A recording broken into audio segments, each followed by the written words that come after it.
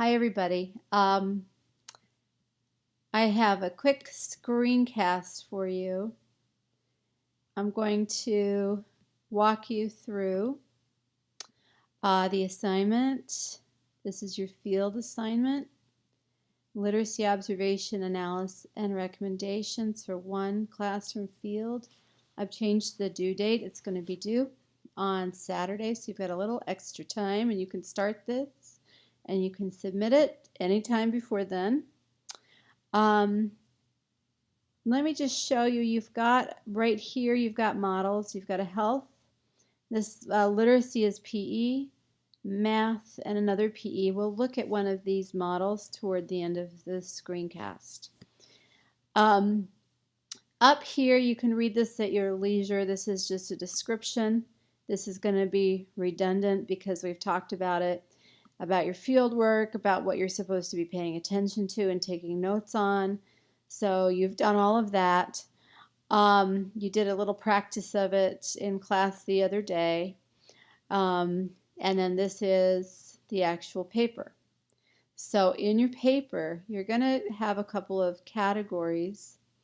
You're going to be writing about the context. So this is the school where you've been doing your field work. And you want to provide as much contextual information as you can. And of course, the models, all of them do a really nice job with this, so you might want to check those out.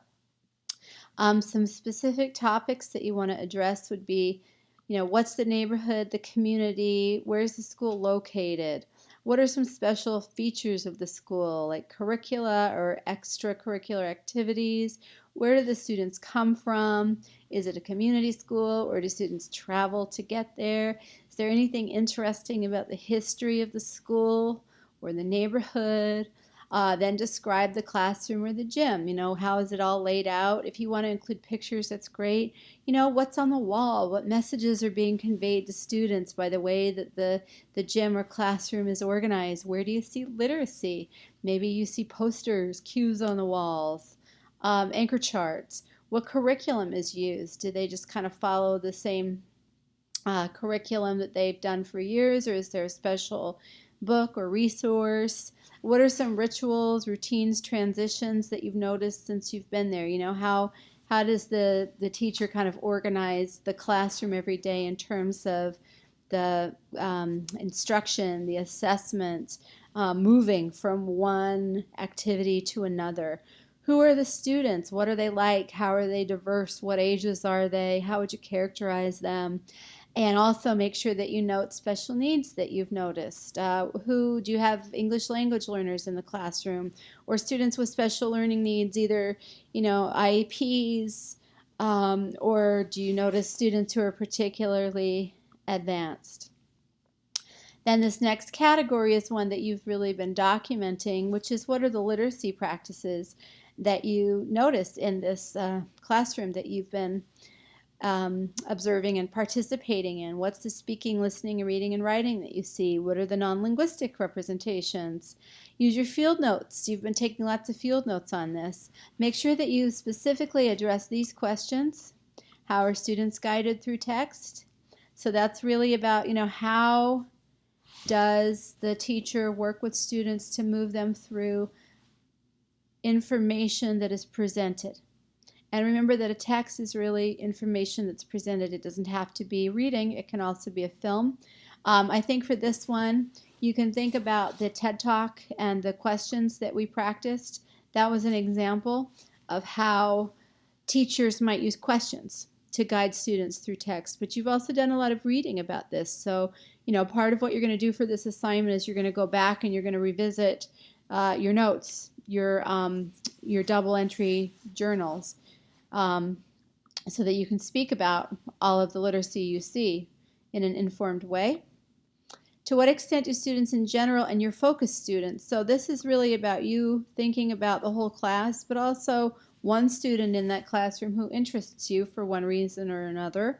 You can decide why. Just tell me how in the paper. How did they just demonstrate their understanding? So the question here is really this. When you watch students or you interact with students, how do you know if they're understanding the information that is being presented to them. What does that look like? How can you tell? Speak about that in terms of the whole class, but also a particular focused student. How do you know when you observe them or work with them if they are understanding what's being presented to them and also how to work with a particular text?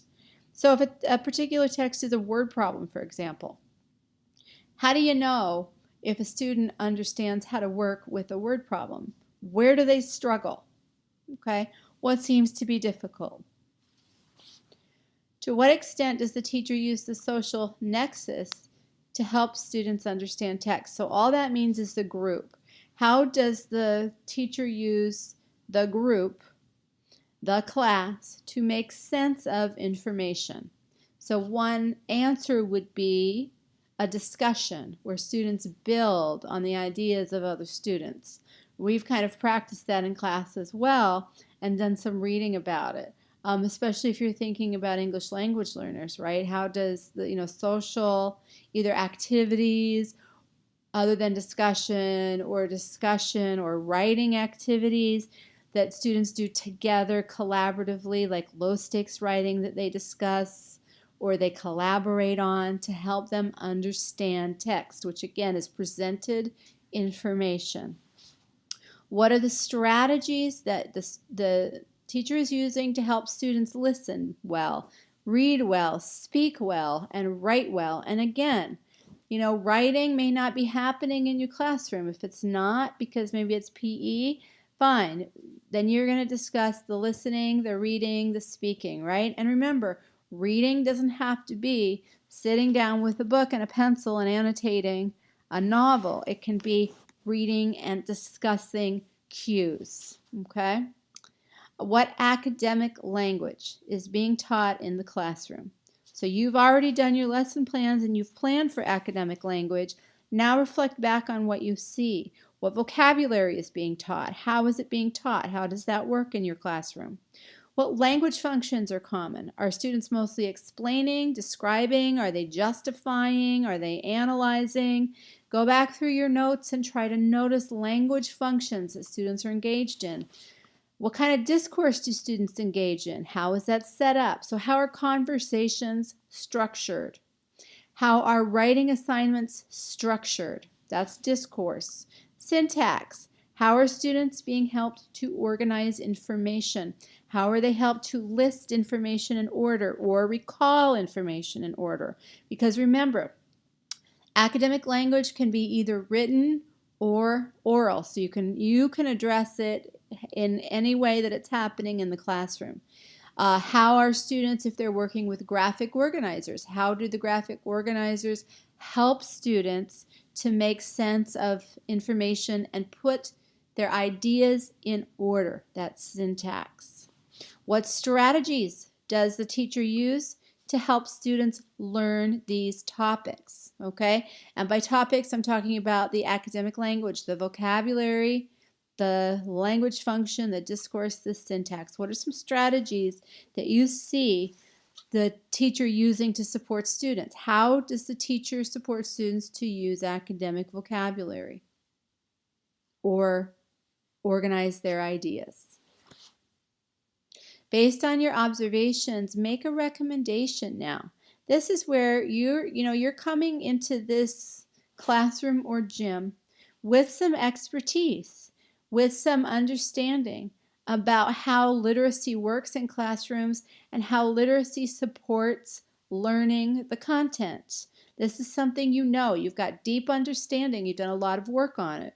So think about everything that you've written and observed and make some very specific observations and recommendations. If you were the teacher and you wanted to make this even better, how might you use some literacy practices to do so?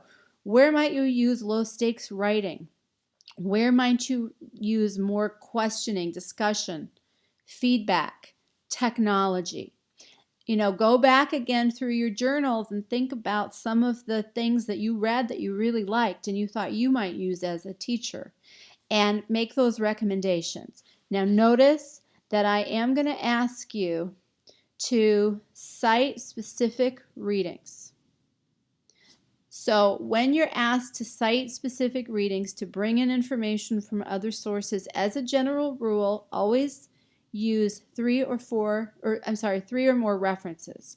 That means when you're working on this part, find 3 quotes, 3 passages from something you've read in this class. Quote it, cite it. That you're using that as support, as backup for your recommendations.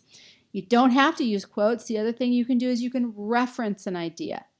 But you have to, again, cite it. Say where you got the idea. And I'll show you how to do that when we look at the reference page and models. But have at least 3. And again, they can be from readings. You've done a lot of readings in the class. It could even be from if you wanted to make a recommendation about an English language learner and how to support that English language learner. You could use the PowerPoint on supporting English language learners and just say, Dr. Leahy's PowerPoint. You could also, don't forget that table from designing modifications and accommodations that we were looking at for special needs students, and see if there are recommendations on that you might make, and then you would cite that, okay? And again, these recommendations should focus both on the whole class, how the whole class you think would benefit from a recommendation that you make, but also on that individual student. So maybe write about how a recommendation would support whole class learning and also that individual student who you're looking at for one reason or another. The recommendations need to be connected strongly to literacy. These are not classroom management or executive functioning recommendations. These are not recommendations about something that doesn't have to do with literacy. These are really focused on literacy practices to help support learning of the content. And again, literacy is not just reading and writing. Put a lot of energy and effort into thinking about speaking and listening. Even go back to the standards that we examined in class if you need to. Okay? And then you're going to include a reference page, because when you get to this section, you're going to be citing specific readings. And also, when you're working on the context, you may be going to some websites to get information, so you need to cite those. And I'll show you again in the model where that is. Now, in terms of including your field notes with your report, just remember that I'm going to collect these at some point. I do not want you to submit these on the 26th, because I know what you're going to do. You're going to type them up and submit them, and that is too much work, and I don't want you to be doing that. I want you to focus on the important stuff and not typing up your field notes. So I will collect those at a later date. All right. Let us look at a model. Let's just eyeball it here. So this is PE, okay?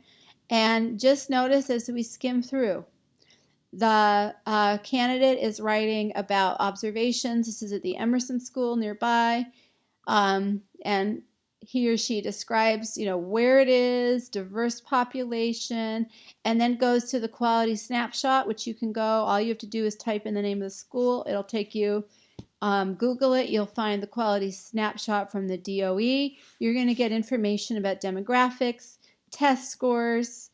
78% of the students feel the school establishes a culture where students are safe. So this kind of information you can get on the DOE snapshot.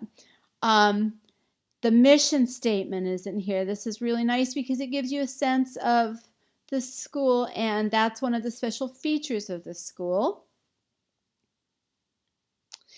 Writing about observations of some of the stakeholders, administrations, okay?